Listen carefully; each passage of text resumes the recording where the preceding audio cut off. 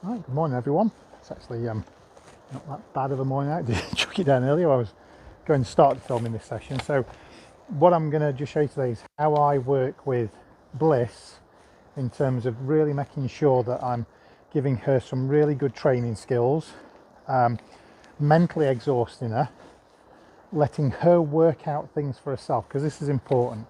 I see a lot of times when I walk around local parks, I see people sort of nagging their dog, and if they drop food on the floor, rather than just letting the dog find it, they'll be going, look, it's here.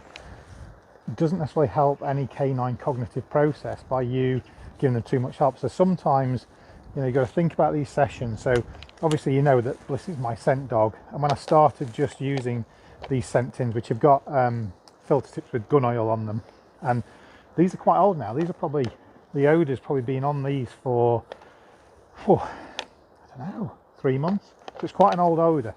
So what I'm going to do now is I'm going to be hiding them in more complex areas. When we first started training, these were easy for her to find. So, we got the source odour, we then made it more complicated, and now we go to more complex hiding. So what I'm going to be doing this morning is, hopefully in a sort of short burst of a training session, I'm going to be doing search for 3 hidden odours. Hopefully I'm going to be able to keep them in view for you. I'm then going to move on to some impulse control and some disengagement. I may not do them in that order because my brain's getting old these days. So impulse control, disengagement and focus and doing a job are really important skills for when you're out and about walking your dog. So being able to get your dog to focus on you and switch off from stimuli, even finding these objects with other dogs. Disengagement, you will not have good recall if you do not have disengagement. Disengagement is the ability for a dog to switch off from something arousing in the stimulus, in the environment, and return to you. And then impulse control is the dog having the ability to hold itself back from something. And I'll say you can put it on cue, but without a cue. I mean, how many times do you walk around a park and you hear people saying, sit, sit, sit, stay, wait, wait, wait, wait, and they're saying it time and time and time again, and often they're saying sit when the dog is stood up. So they're repeating sit continually when the dog's not in a sat position, which basically means you're pairing the word sit with the stand, so you're actually going to get more standing, and it's kind of, you're overloading the dog with lots of talking and information and noise. So you've probably seen a lot of the way that I train. I let the dog do things, then we'll mark and reward. And for those of you wondering why I've got a stick sticking out the back of my head, this is all part of, obviously my IQ dog sport training jacket, by the way. So it's not the cheapest thing, but it is amazing. It's got treat pouches in the pockets, it's got pockets with zips in. But I can see I've got a pocket for my tail whip. So when I'm walking, well, I haven't got to carry things, it's got a specific pocket, and there are other ones to fit. So what I'm going to do is I'm just going to start placing these tins out. Now some of these are magnetic, so what I'm going to do with this one, hopefully you can see this, I'm going to place this sort of behind and hidden in there. I'm then going to move another one, I'm just going to hope that you can see, hopefully, I'm sure you will. So I'm going to pop this one and wedge it in the fence panel there, and then just for ease of Bliss finding, I'm going to drop this one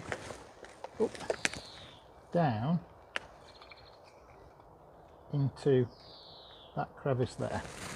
Okay, and then I'm just going to pop that out of the way, and then Bliss is going to find that. So I've hidden those things around. Don't know what I'm going to do first. I might go into some play rather than find, and then switch from that, so that you can see how we switch it from play to a game, play to a job, back to a game. Okay, so let's go and get Bliss. Hello, Kelly. Come here then. Hi, madam. Good girl. Right, Blissy, come here. Right, Bliss, hop it up. Good girl. Good girl. So what I could do now is I could start looking at, do I want to get her overstimulated? Do I want to go into work mode? What do I want her to do? So, Blissy, come here. Good girl. What should we do first? Shall we do some scent work first, or do you want to do some play? Good girl. So we could go into a little bit of impulse control. So what I'm going to do is I've got some really nice, I mean this is freeze dried raw, so this one is venison with blueberry, and I'm just going to get her tin or food bowl, and so she knows I've got this. So what I'm going to do is I'm just going to pop that there and see what Bliss offers. So yes, good girl. So see, she gave me a behaviour mark and reward that.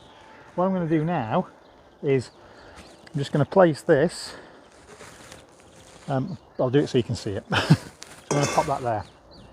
So I want Bliss to disengage from that, and I don't know what she's going to do. She might be hungry, so she might be more driven. So what I'm going to do is I'm just going to go, I haven't got my whistle with me today, so Bliss, okay, go. Blissy, good girl. What a good girl. Okay, go. Bliss. Good girl. So this is, you know, disengagement. So there's something she desires over there, but she's coming back. Okay, go. Blissy. What a good girl. Okay, go get it. And then I'm just going to let her get it. Now there is an importance as to why I've let her get that, because I just sort of called her away 3 times and now I let her get it. So in her brain, what that shapes is, oh yeah, come back to dad, he gives me a treat, come back to dad, gives me a reward, give me fuss, give me play. And if you notice there, she's actually found one of the, the scent tins already.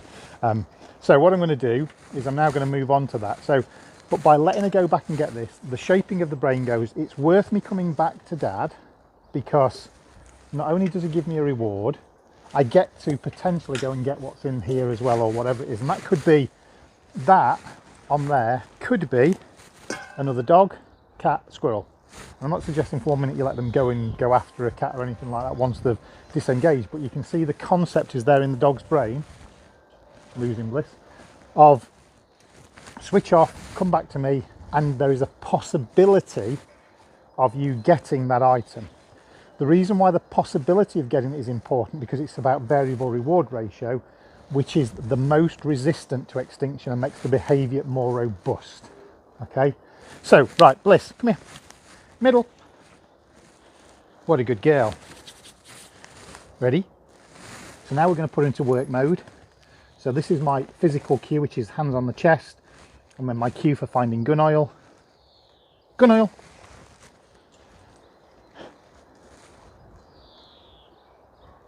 There's number 1 tin. So I can wait. So I want her to let me know that she's clearly found it. By the way, 5 minutes of scent work equivalent to a 45-minute walk. Yes, good girl. So I'm going to try and get that out. Oh, got it. Right, pop it in my tin. Ready? Next one. So obviously then we have a cue for the next one. So you can see already she's found the one hidden up there. I want to know she's found it, so I'm delaying. So you can see she's really telling me she's found it. So I can walk towards her now. Still wanted to be telling me. I can then wobble her. This is called distraction training. Yes, good girl. Good girl. Remove that one. Right, next one. And see if you can find the next one. So again, she's doing what we call sort of quartering. She's running around. She's trying to identify source odour. So she's picking up where it is. Their sense of smell is so amazing. It goes direct to the brain through axons. So they see the world through sense of smell. So she's picking up an odour. She knows roughly where it is. And by moving away and moving back, she's narrowing down where it is.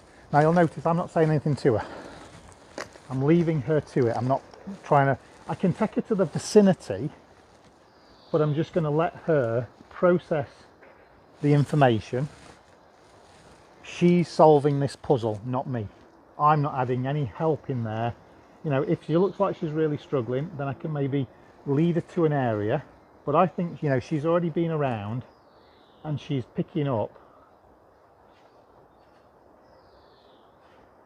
And I think that is a find. So again, I come in, oh, so you see if I come off it, she's like, no, I need her to tell me that she's found it. What a good girl. And I'm sure that's definitely there if I can get that. Where is it? There it is. There's one magnets in there. Oh, come on. There you go. So there's scent work done. So now we can go to give her a little bit of a reward. Now, one of her favourite games is, oh, that's my handheld tug toy. So the reason why I love this coat is because it has a nice huge back pocket on and it has my toys in. Now you can see the interest that we have here. So I'm now going to get this out. So this is our tail teaser, and what a good girl, yes. So I'm going to whip this around. I am being very careful with Bliss because of her back leg, but she's been on light duties for a month, and so we're just upping that. But I'm not going to be moving this around too much for her because I just don't want to put too much stress on there. So thank you, girlie. So we bring it in, out. Good girl. So now I'm just going to pop it up. Good girl.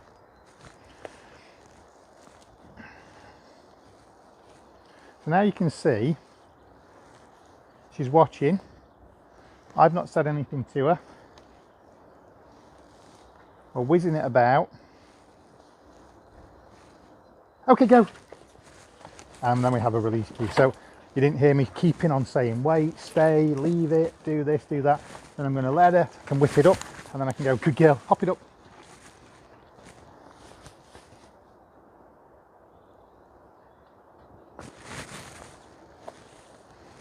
You see, she's making the choice.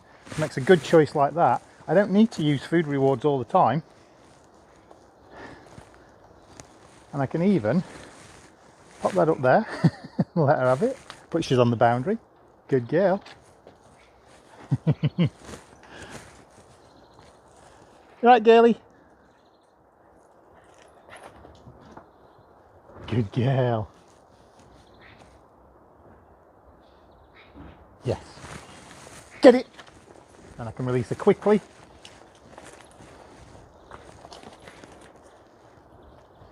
Let her have it, she can parade a little bit. You can play a little bit of tug, Yeah, we'll pop, good girl. And then sometimes I'll just let her run off with it like that. Let her parade with it again. And then when I want to start the game again, bring it in, I can hold it here. We can play tug. Out. Good girl. Pop it up. Wrong one. Let's see.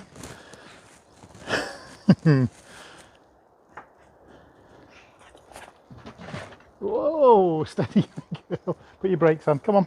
Hop it up. Good girl. But look at that already. You can see the panting. Let's see. Come on. Good girl.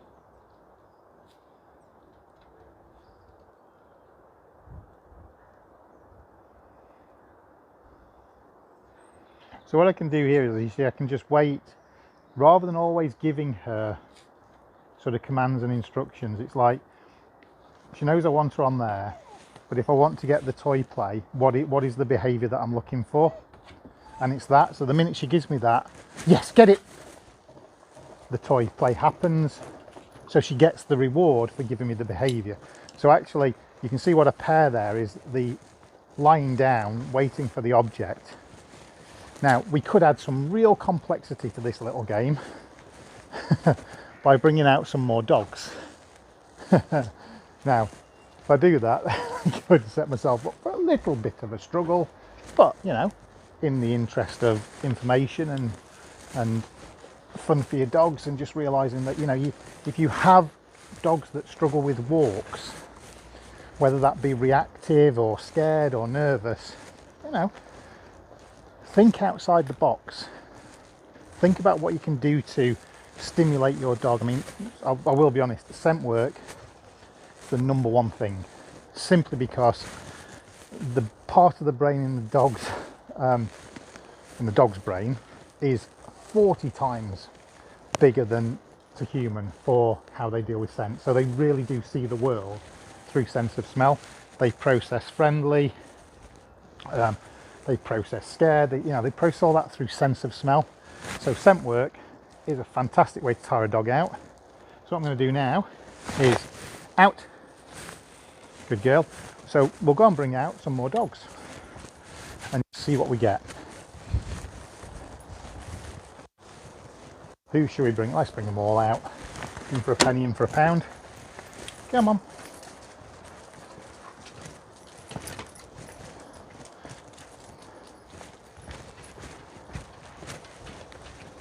Hello, Rebs. So you can see what we've got here, and Bliss is really excited for everything. Right, Rebs, come on, hop it up. Come on, hop it up. I know, buddy, I know. Good lad, come on then. Good boy. Bliss, hop it up.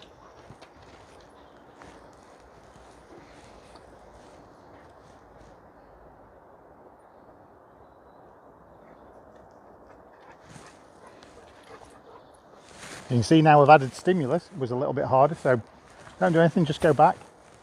Come, hop it up. Let me just wait. So no stress, no mither. Just wait for the behaviour.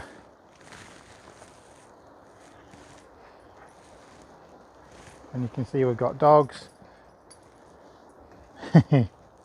Hello, Bobby. He's wondering, what is that weird thing? Alfie's here as well. Okay, go. So you can see, even with other dogs playing, yay, good girl. No, Alfie. So what we have is focus, ability to control herself without me giving lots and lots of verbal instruction that can just overload your dog and actually build arousal. So if you are constantly having to go, wait, wait, wait, stay, stay, stay, sit, sit, sit, all of that just adds into this arousal bucket that the dogs have. So you need clear, concise, cues if you're going to use them, and the dog needs to know them and know them in ever increasing stimulating environments, because once they get to more stimulating, it's going to be tougher for them to follow the instructions because the brain gets muddled. Okay, Rebel was a prime example. He can do sit 'em up bang, stick 'em up bang, but in a vet's I said stick 'em up bang and he gave me a left spin, and all that was because he loves the vets. He gets spoiled at the vets. He just loves it, and he just loses his mind. Okay, out. But once he'd calmed down a little bit, he could then focus. So good girl. So she thought about it then.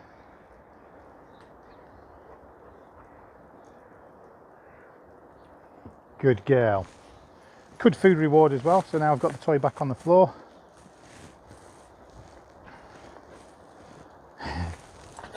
So you can see that Alfie's playing with it. Oh, and Bliss has broke. So what we do is we rein the toy in. She goes back up. Come on then, Blissy.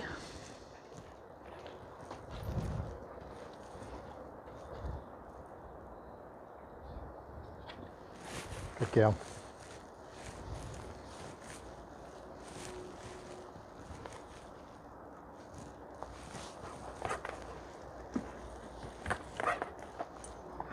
Okay, go. And then we release her. So, and then we build that up over time. Obviously every dog will have an individual sort of tolerance level. So it may be that the wait can only be for 2 seconds to start with, and then you release them. And then it might be 3 seconds, and then 5 seconds, and then 1 second, and then 10 seconds, and 15 seconds, and 2 seconds. So you remember, variable reward ratio, the most resistant to extinction. And we just play about, and we mix that up to create some robust training. So obviously what I've noticed here is that I haven't done this for ages. I don't really do it that much with her, because in the last few months with her leg I haven't done this at all with her. So nice, slow, short session, but you can see that I need to just put a little bit more work into building that impulse control. So I will now add that to my training schedule for Bliss, so that I know that things I want to work on just to make them more robust or reinstill them, revisit them, is going to get added to that list that I might do once a week for the next couple of months, and see where we can get to and build some more robust behaviours. So guys, hope you found that out. Good girl. Good girl. Hope you found that useful. All right, buddy. There you go. Good boy. Yeah, so disengagement, impulse control, and a job, all mixed up in one session. So you can see Bliss can switch from this high arouse play. So if I just, excuse me, if I can try and get this back in, famous last word, my hood is on the pocket. There we go. Oh, now, there we go. Feed that in there.